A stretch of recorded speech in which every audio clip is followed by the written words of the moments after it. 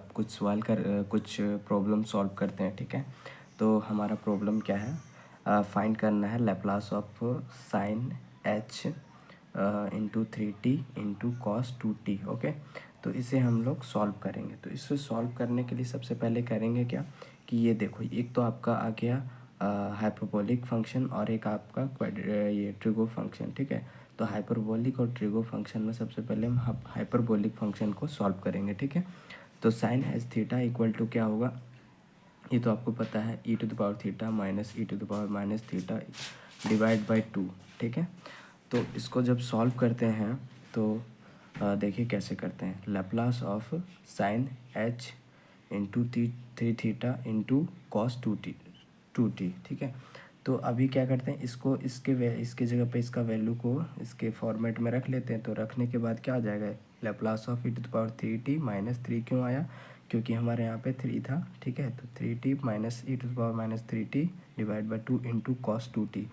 तो इसमें करना ये है कि अब देखो यहाँ पे करना क्या है, ये कांस्टेंट है 2, तो 2 को कांस्टेंट ले लेंगे, बाकी को एज इट इज़ रख लेंगे। और यहाँ पे ये ध्यान रखना है कि ये आपका दोनों के साथ है, तो ये दोनों के साथ मल्टीप्लाई कर देंगे। तो मल्टीप्लाई करने के बाद जो भी आएगा उसको हम लोग लिख लिया और लैप्लास ले लेंगे अलग से दोनों का। इसके साथ इसको मल्टीप्लाई करेंगे और इसको, और यहाँ पे लिख लेंगे Laplace of E to the power 3t into cos 2t minus ये वाला, फिर इसको मल्टीप्लाई करेंगे इसके साथ और लैप्लास में ले लेंगे। तो Laplace of E to the power minus 3t into cos 2t, ये हमारा इक्वेशन अभी 1 मान लेते हैं, ठीक है। 1 मान ली, 1 मानने के बाद देखिए now Laplace of cos 2t, ठीक है। इसको कैसे सॉल्व करें, ये लैप्लास ऑफ कॉस 2t क्यों लिखें, क्योंकि देखो ये दोनों में कॉमन है, तो हम लोग सबसे पहले इसका सॉल्व कर लेते हैं, उसके बाद इसके वैल्यू को ला के और हम लोग सॉल्व कर लेंगे। तो इसमें अब देखते हैं, हाँ। तो लैप्लास ऑफ कॉस 80 जो है उसका वैल्यू हमारा होता है s by S square plus A square होता है। तो अभी हमने क्या किया, लैप्लास ऑफ कॉस 2t है, तो 2t को जगह पे क्या है, ये वाले फॉर्मेट में रख लो, s by S square plus 4 क्यों हुआ, क्योंकि t का कोफिशिएंट a होता है और a हमारा 2 है, तो 2 का स्क्वायर यहाँ पे 4 हो गया, ठीक है। अभी हम लोग क्या करते हैं अभी हम लोग करते हैं मल्टीप्लाई इक्वेशन 2 में, इक्वेशन 2 में मल्टीप्लाई कर लेते हैं। क्या मल्टीप्लाई करेंगे, 3 ई टू द पावर 3t, हमें इसका वैल्यू चाहिए, हमें इसका वैल्यू नहीं चाहिए, हमको इस पूरे का वैल्यू चाहिए, इसलिए हम लोग इक्वेशन 2 में मल्टीप्लाई कर लेंगे। अगर ई टू द पावर 3t तो हमारा इसका वैल्यू इसका वैल्यू निकल जाएगा, है ना। तो हम लोग क्या किए, e to the power 3t and replace करना है। अगर ऐसा कर रहे हैं तो हम लोग को रिप्लेस भी करना पड़ेगा s को, ये s है, s बाय s माइनस 3 इन RHS में, ठीक है। हमें ये इस s को रिप्लेस भी करना पड़ेगा, ठीक है। तो चलिए देखते हैं रिप्लेस कैसे करते हैं। जैसे Laplace of f of t equal to f bar of s होता है, तो हमारा अगर ये इनटू में आता है, Laplace of e to the power 80 into F of t, तो हमारा इस टाइप का आता है f bar of s minus a। ये हमारा प्रॉपर्टी 1 है। प्रॉपर्टी 1 में आपने ये प्रूव किया है, प्रूव किया हुआ है, उसी प्रॉपर्टी को यहाँ यूज करना है। फ्रॉम इक्वेशन 2, अब हमें इक्वेशन 2 से ले लेना है, ठीक है। इक्वेशन 2 फ्रॉम इक्वेशन 2, इस इक्वेशन 2 से क्या करेंगे वो देखते हैं। तो हम लोग लिख लेते हैं Laplace of cos 2t equal to s by S square plus 2। अभी हम लोग क्या करते हैं, इसमें हम लोग ई टू द पावर 3t को हम लोग मल्टीप्लाई कर लेंगे, जैसे कि हमने यहाँ पे लिखा है, ठीक है। तो Laplace of E to the power 3t into cos 2t, तो जब s जो है सो चेंज होता है, तो s क्या चेंज होगा हमारा, s माइनस 3 से, है ना।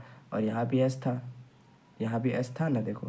तो s को क्या कर दिया, s माइनस 3 से चेंज कर दिया, s माइनस 3 का whole square plus 4 as it is. अब इसको क्या करना है, कुछ नहीं, सॉल्व करना है। सॉल्व करोगे तो आपका आ जाएगा s minus 3 bye S square minus 6s plus 13, okay, ये आ जाएगा। अभी इसी तरह से करना है, इसी तरह से हमें क्या फाइंड करना पड़ेगा, अब हमें ये इसका वैल्यू फाइंड करना पड़ेगा, Laplace of E to the power minus 3t cos 2t, ठीक है। इसका वैल्यू भी फाइंड करना पड़ेगा एज इट इज़ सेम, ठीक है। यहाँ पे हमने प्लस 3t का सॉल्व किया था, अब यहाँ माइनस आ रहा है, तो माइनस के लिए सॉल्व करेंगे। तो देखिए कैसे करते हैं, तो माइनस के लिए करते हैं, तो ये देखो अगेन हम लोग वही करेंगे, मल्टीप्लाई करेंगे इक्वेशन में, इक्वेशन 2 में by E to the power minus 3t से, ठीक है। और रिप्लेस कर देंगे s को by s plus 3। s plus 3 क्यों होगा, देखो यहाँ पे t का कोफिशिएंट माइनस 3 है, ठीक है। ऑलरेडी हमारा फॉर्मूला में माइनस रहता है, तो माइनस माइनस प्लस हो गया, तो s+3 इन RHS, ठीक है। अब फ्रॉम इक्वेशन 2 से हम लोग इक्वेशन 2 से ले लेते हैं। इक्वेशन 2 हमारा क्या है, यही वाला है, ठीक है। तो इक्वेशन 2 में हम लोग क्या किया, पहले लिख लिया एज इट इज़, फिर हमने इसको e⁻³ को मल्टीप्लाई कर दिया। अगर यहाँ पे मल्टीप्लाई करेंगे तो यहाँ पे s आपका चेंज हो जाएगा, s+3 हो जाएगा, s+3 का होल स्क्वायर +4। अब इसको कुछ नहीं है, इसको सॉल्व कर देना है।